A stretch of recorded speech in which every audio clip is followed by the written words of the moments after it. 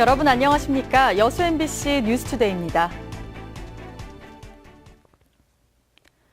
최근 고흥에서 불거진 윤봉길 의사 친필 작품 논란 등에 대해 경찰이 내사에 착수했습니다.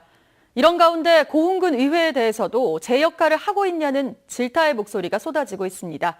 보도에 문영철 기자입니다. 고흥군이 지난해 5억 원에 구매하기로 한 윤봉길 의사의 친필 작품입니다. 일부 윤 의사의 유족 등이 위작 가능성을 제기했고 이후 논란이 커지자 결국 경찰이 내사에 착수했습니다. 경찰은 최근 업무 담당 직원을 참고인 신분으로 불러 작품을 구입하게 된 경위 등을 조사한 데 이어 추가 내용을 파악하기 위해 서울에 있는 윤봉길 의사 기념사업회를 방문한 것으로 알려졌습니다. 경찰은 내사 단계에서 또는 공식적으로 수사에 착수할 경우 작품을 판매한 전 소장과는 물론 감정에 참여한 인물들까지 소환하는 방안을 검토하고 있습니다. 이런 가운데 고흥군 의회에 대한 비판의 목소리도 높아지고 있습니다. 일부에서만 군 행정의 책임을 촉구할 뿐 친집행부 성향인 의원 대부분은 여전히 침묵으로 일관하고 있다는 겁니다. 주민을 대표하고 그리고 이 집행부를 철저하게 감시하고 감독하고 이래야 될 의회가 손 놓고 아무것도 안 한다고 이런 것에 대해서는 철저하게 그 부분에 대해서는 묻고 넘어가야 된다고 생각합니다. 최근에는 파령산 치유의 숲 조성공사 등을 두고도 일부에서 부적절한 수의계약 의혹까지 제기하고 있는 상황이어서 고흥군은 물론 의회를 바라보는 국민들의 시선이 곱지 않습니다. MBC 뉴스 문형철입니다. 지난 시간 13억 원의 공공예산이 투입되는 매실농축액 설비 입찰 과정에 허술하고도 황당한 상황 보도해드렸는데요. 절차상 문제에 이어 품질 규격 제시 여부 등 내용적인 부분까지 논란이 일고 있습니다. 박광수 기자가 취재했습니다. 빅그린 매실 사업단이 광양시에 의뢰해 실시한 매실 농축액 제조 설비 입찰 공고문입니다. 제품의 사양과 규격으로 용기 충전 능력과 처리 효율 등이 제시됐지만 공정의 구성과 비용 산출을 위해 꼭 필요한 수율과 불용성 침전물 여부 등이 누락됐다며 사업단 내부에서부터 반발이 일었습니다. 기계의 성능을 측정할 수 있는 수율, 불용성 침전물, 규격에 대해서 공고가 안 나갔지요. 우리 사업단의 실수이겠죠. 논란이 계속되자 사업단 측은 수율 조건 등을 포함한 특수 조건이라는 서식을 최종 계약 시점에 보완했습니다. 사업단 측은 우선 협상 대상자 선정 방식의 계약 관행에 따라 설비를 운영하면서 필요한 부분에 대해 업체와 추가 협상을 해서 반영을 요구한 것이라고 설명했습니다. 하지만 상당한 비용이 투입돼야 하는 불용성 침전물 저감 규정은 특수 조건에서도 누락돼 업체의 편의를 봐준 것 아니냐는 볼멘 소리가 나오기도 했습니다. 오랜 동안에 유사한 우선 협상자 선정 방식에 의해서 계약을 해보면 그렇게 소위 말해서 업체의 입장에서 편의를 봐주는 것은 단 한 군데도 없었고 기대할 수가 없었습니다. 이처럼 요구사항을 보완한다 한들 사후에 얼마나 구속력을 가질 수 있을지도 의문입니다. 제안서의 어떤 로 평가를 자기들은 받았기 때문에 업체가 안 받아도 저희는 할 말이 없다는 얘기예요.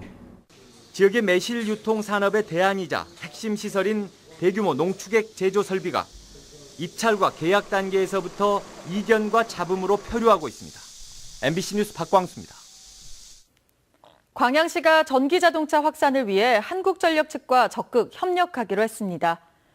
광양시와 한전광양지사는 시 당국이 전기자동차 충전을 위한 용지 확보와 차량 구입 보조금 확대에 나서고 한전 측은 충전 인프라 설치와 무료 시승 행사를 진행하는 안을 골자로 하는 협약을 체결했습니다. 최근 정부는 차량 구입 보조금을 지급하는 등 전기차 보급에 적극 나서고 있지만 상대적으로 높은 가격과 충전 인프라 부족 등으로 진척이 더딘 상황입니다. 2012 여수 세계박람회재단이 여수 프로젝트의 하나로 필리핀 기마라스주에 해양보유구역 관리시설을 설치했습니다. 해양수산부와 함께 필리핀 기마라스주, 동부연안, 샌로렌조와 시부낙 두 곳에 설치된 이번 관리시설은 해양감시소와 감시선, 경계부표 등이 포함되어 있습니다. 여수 프로젝트는 2012 여수세계박람회 폐막 당시 우리나라가 개도국 해양 문제 해결에 지원을 약속한 것으로 이번 사업은 필리핀 정부가 수산자원 남획 등으로 해양 서식지가 파괴된 기마라스주에 해양보호 시스템을 요청하면서 추진됐습니다. 임진왜란 당시 이순신 장군이 참전한 저리도 해전을 관광 자원화해야 한다는 주장이 제기됐습니다.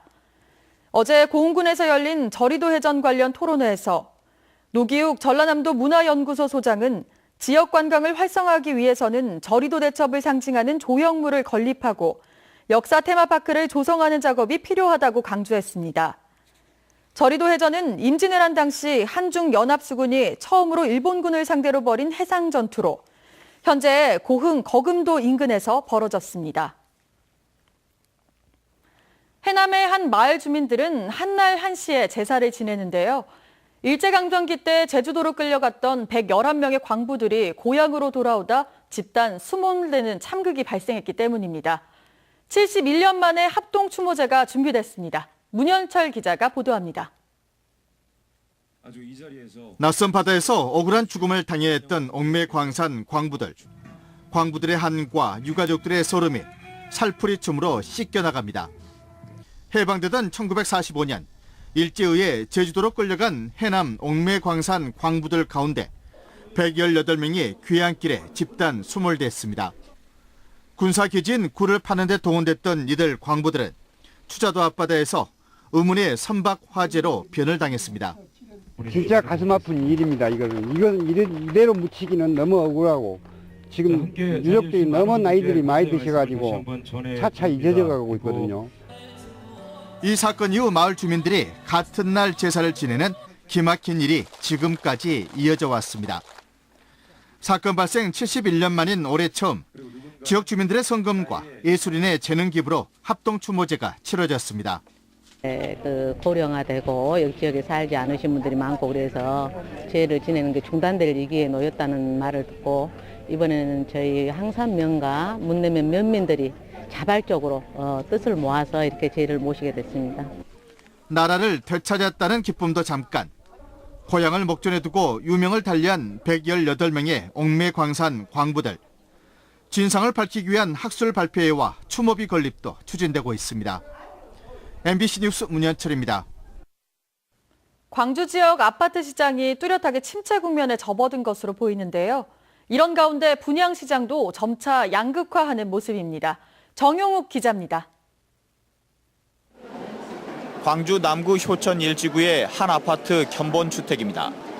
전체 1,500여 세대가 모두 전용 면적 84제곱미터의 중소형으로 공급됩니다. 노후 세대 증가와 저출산 등의 영향으로 중소형 아파트를 선호하는 경우가 늘고 있어서입니다. 이제 자녀가 커서는 또 밖으로 나가기 때문에 두 분이서 나중에 부부가 살기에도 33평이 가장 적당한 평입니다. 그 부분에 가장 인기가 있는 것 같습니다. 광주와 나주 혁신도시에서 올 하반기에 입주할 예정인 아파트는 모두 9,800여 세대. 이 가운데 60에서 85제곱미터의 중소형 면적이 전체의 86%를 차지하고 있습니다. 아파트 입지나 여건에 따른 분양시장의 양극화도 뚜렷하게 나타나고 있습니다. 올 상반기에 광주에 공급된 아파트 14곳을 보면 3.3제곱미터당 분양가가 최대 500만 원 이상 차이가 났습니다. 청약 경쟁률이 평균 12대1로 작년보다 크게 낮아진 가운데 일부 유명 브랜드를 빼고는 대부분 10대1을 넘지 못했습니다. 조망권이나 그다음에 기반 시설이 잘 돼 있는 것들 이런 것들은 갭이 기존의 아파트보다는 이렇게 더 나을 거로 예상이 됩니다. 지금. 지난 5월을 기준으로 광주의 미분양 주택 물량은 1년 전보다 9배가량 증가했습니다. 주택 건설 경기가 침체 국면에 접어든 가운데 아파트 분양 시장의 양극화는 더욱 심화될 것이라는 전망이 우세합니다. MBC 뉴스 정용욱입니다. 순천 원도심 활성화를 위한 푸드앤아트 페스티벌이 열립니다. 순천시는 다음 달 2일부터 4일까지 중앙로 1원에서 음식 전문가들의 컨설팅을 거친 음식과 함께 지역과 전국 예술인들의 작품 전시, 버스킹과 이색 패션쇼 등 다양한 프로그램으로 구성된 순천 푸드앤아트 페스티벌을 개최합니다. 순천시는 이번 축제가 연간 800만 관광객의 구매력을 원도심으로 유입시켜 침체된 원도심을 살리고 체류형 관광을 유도하는 도시재생형 축제가 될 것으로 기대하고 있습니다. 고흥군 외나로도에서 여수 돌산해역에 내려졌던 적조생물 출현주의보가 적조주의보로 대체 발령됐습니다.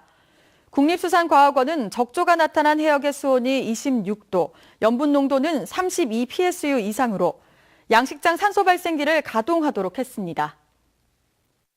이어지겠는데요. 많은 곳에서 35도를 넘나들겠습니다. 오늘 낮 기온 서울이 34도, 대전 35도, 광주와 대구도 35도까지 오르겠습니다.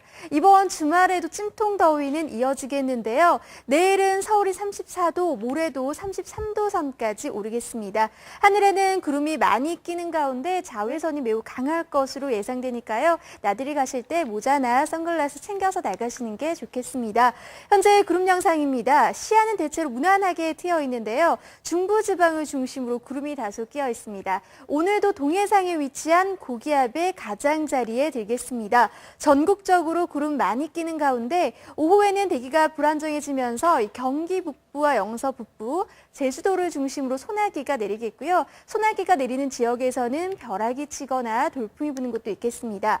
지난밤에도 수도권과 해안가를 중심으로 열대야가 나타났습니다. 현재 서울의 기온 27.3도, 부산 26.8도로 출발하고 있고요. 한낮 기온 어제만큼 몰라 많이 무덥겠습니다. 서울이 34도, 춘천 33도, 부산도 32도까지 오르겠습니다.